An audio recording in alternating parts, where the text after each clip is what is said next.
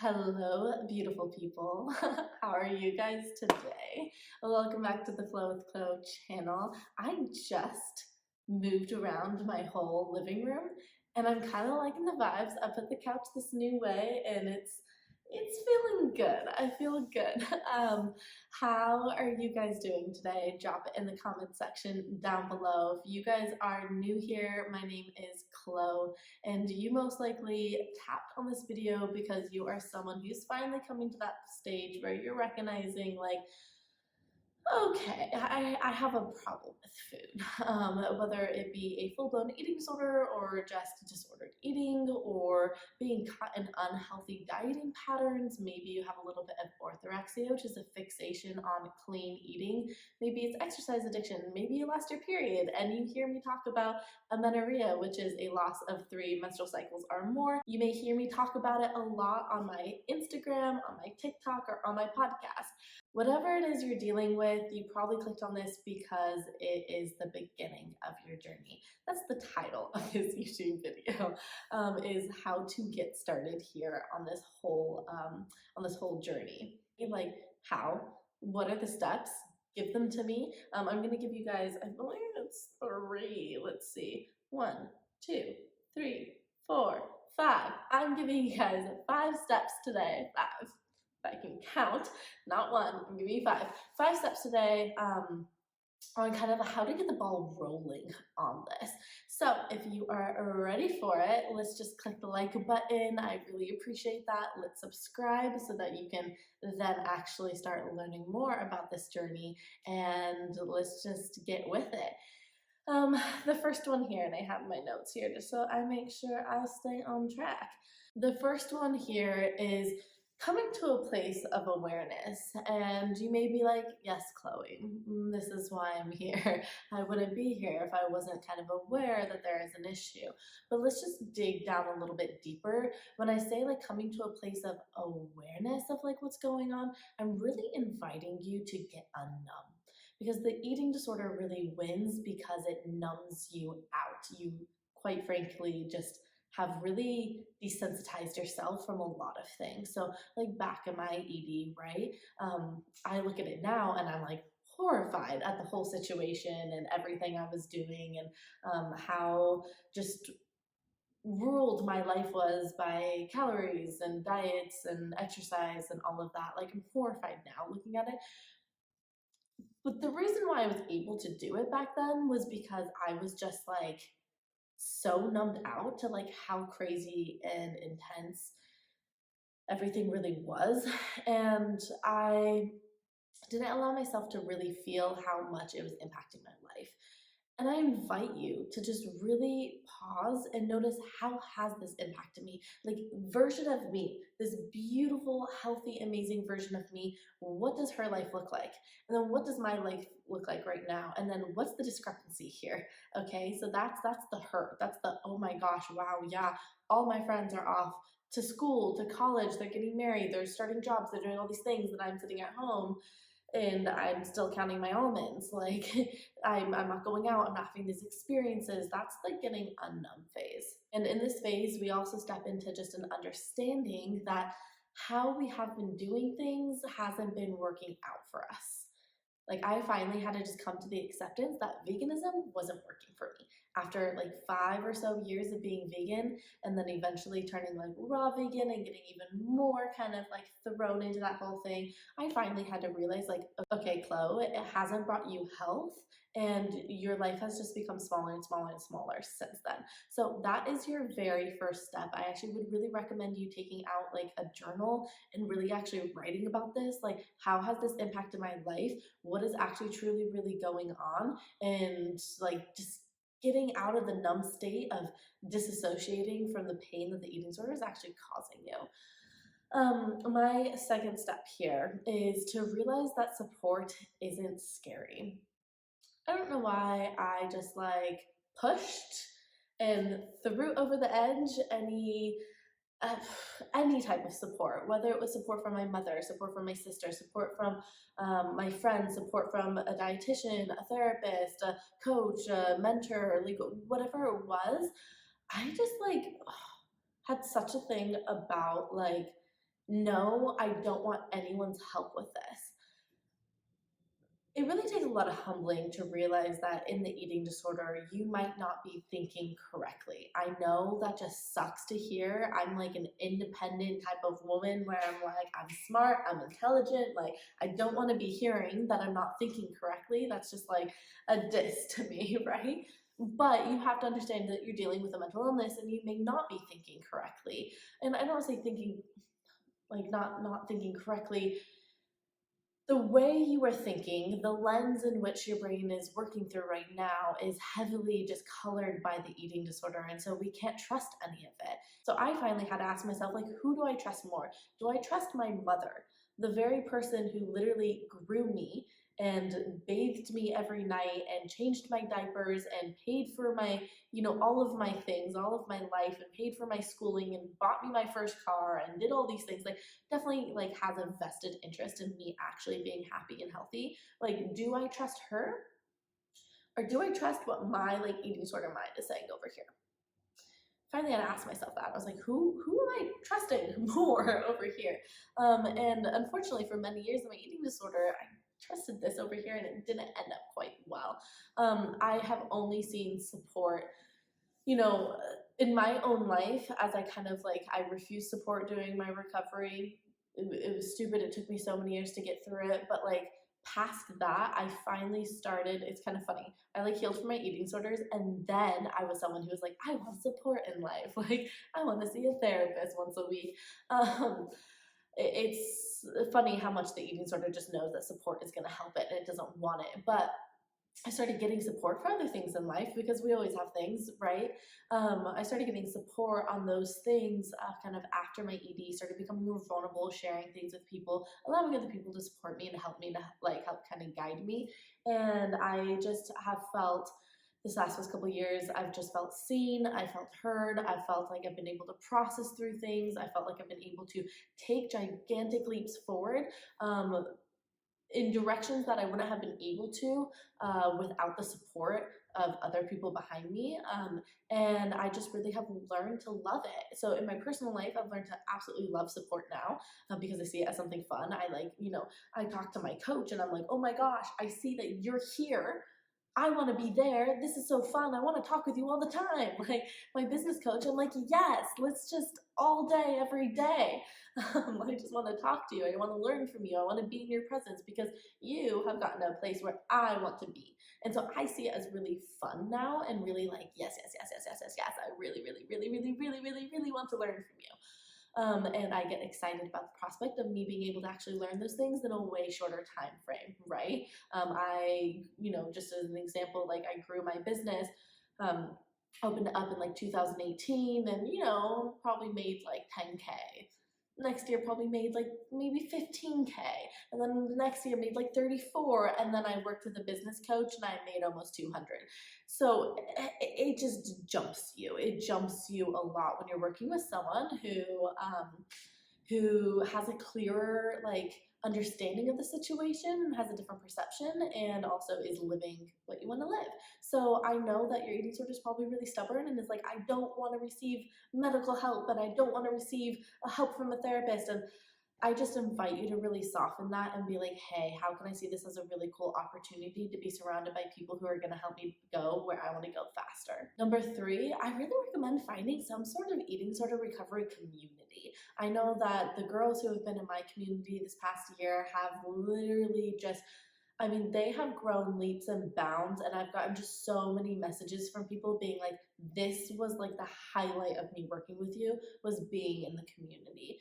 To know that other people are dealing with similar things as you is just really oddly comforting as a human. Like, oh my gosh, you understand me. Like, I would go and while my sister was supportive and was super nice, I would talk to her about all of these things.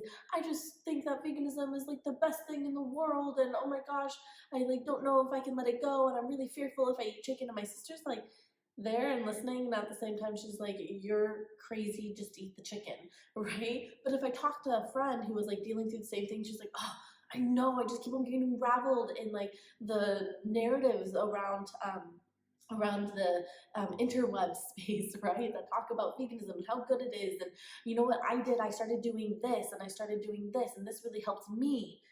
And it's like, whoa, you hear me, you understand me, you're going through a very similar thing, and now you're giving me advice too on like how you started creeping out of it. I just think it's really helpful. So it's a nice little added addition to your like jumpstart into recovery. Is like find a community where you feel safe, where you can talk about these topics and you can really bounce ideas off of people. My third advice here is to have compassion on yourself. I know we can sometimes go through a phase when we're like trying to start recovery where we're kind of just angry of like, why did I get myself here? Why? Why am I here? Why do I have to go through this whole all-in process, gain all this weight, stop exercising, like literally put like my life on pause? Like, why do I have to do this? Why? And you know what? You just have to turn into compassion in those moments. We all have things in life. Guess what? If you weren't given this eating disorder, you would have probably gotten into trouble in some other way, shape, or form, right? So we all have our things. No one's life is perfect. And all we can do instead of like getting mad at ourselves is just having compassion of, you know what? I was working off what I thought was right at that time. Like at the time that I developed my eating disorder, I thought I was just trying to find safety and love in a different body size. I have compassion for the 14-year-old version of me who believed that, or who thought that, or who you know, started doing these behaviors to try and just get that love.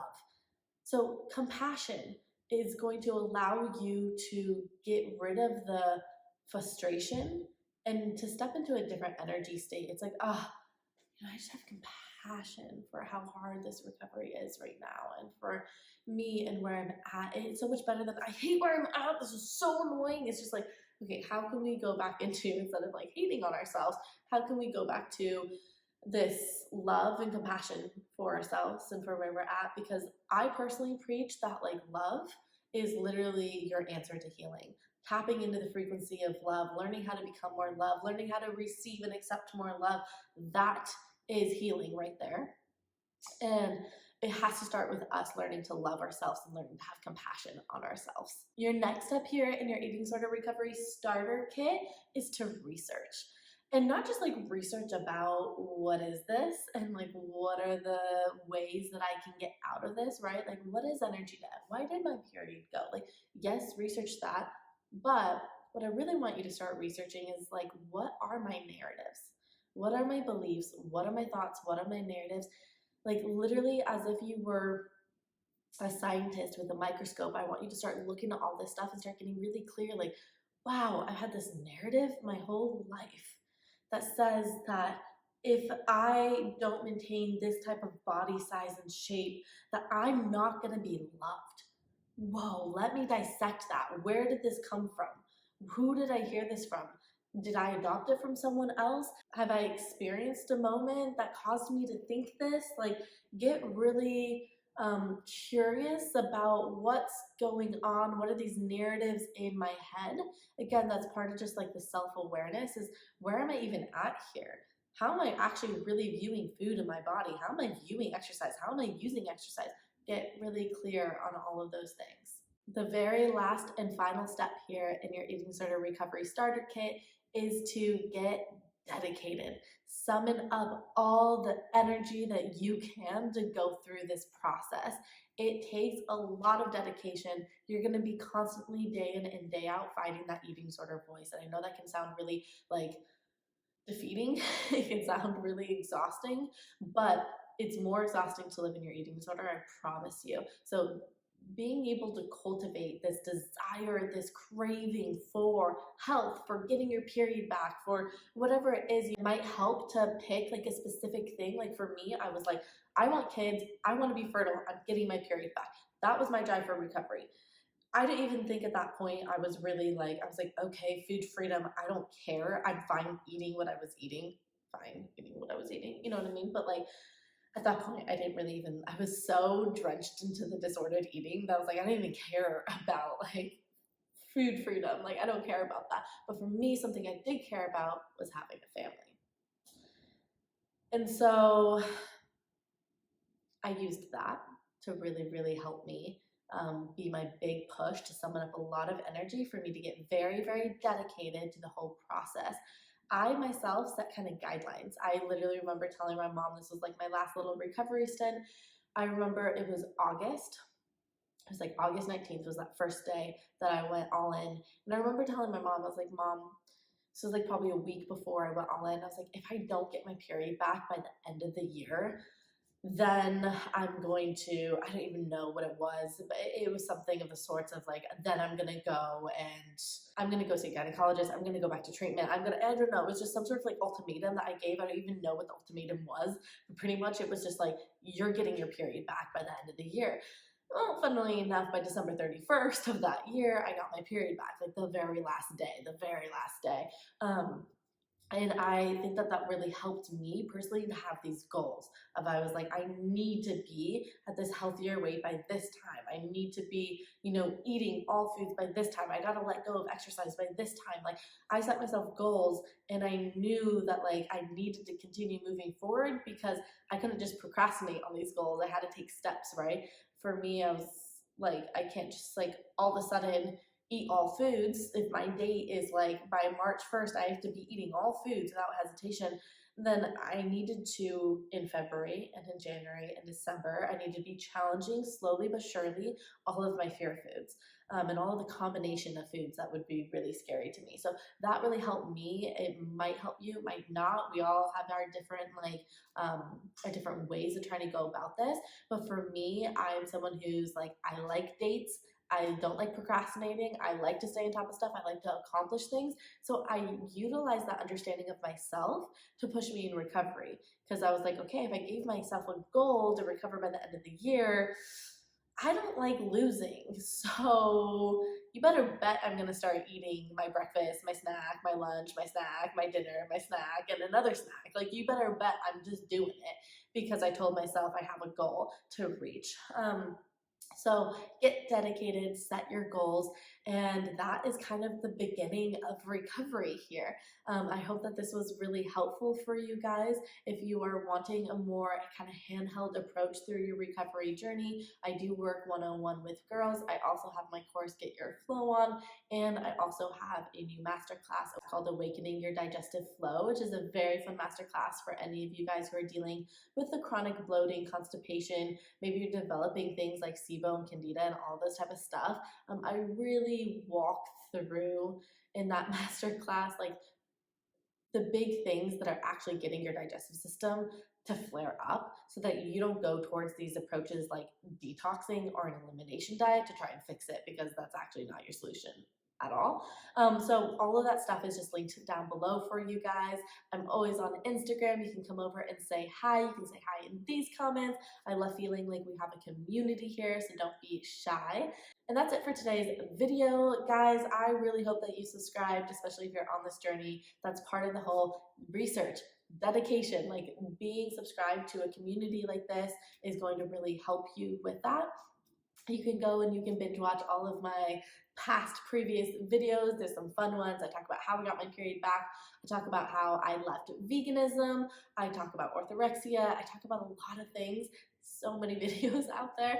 So make sure you do a little snoop of my channel, a little snoop of my Instagram, and I will see you guys in my next video.